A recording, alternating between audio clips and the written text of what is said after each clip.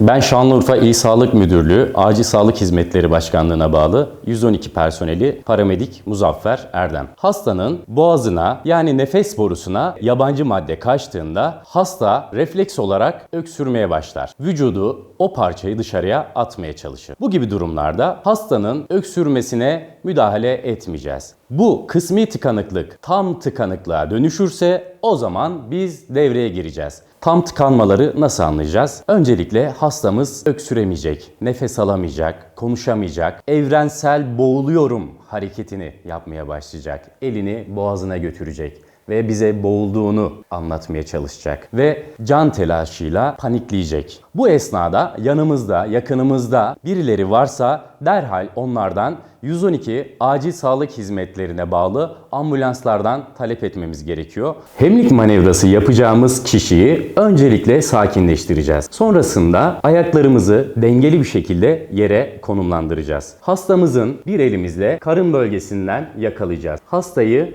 bir miktar eğdikten sonra iki kürek kemiği arasına güçlü olan elimizle güçlü bir şekilde vurup yukarıya doğru süpüreceğiz.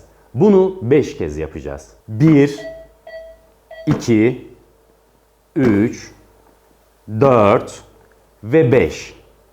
Eğer ki çıkmazsa bu sefer de karına bası uygulamasını yapacağız. Bunu yine yere sağlam bir şekilde konumlanıp bir elimizi bu şekilde yumruk yaptıktan sonra hastanın iman tahtasının altında bulunan diyafram boşluğuna koyacağız. Diğer elimizle yine güçlü olan elimizle diğer elimizin üzerine baskı yapacağız. Ve bu şekilde hastayı kavradıktan sonra içeriye basıp yukarıya şeklinde bası uygulayacağız. Bunu da aynı şekilde 5 kez yapacağız. 1, 2, 3, 4 ve 5. Eğer çıkmazsa yine sırta vuruş şeklinde devam edeceğiz. İlk yardım hayat kurtarır.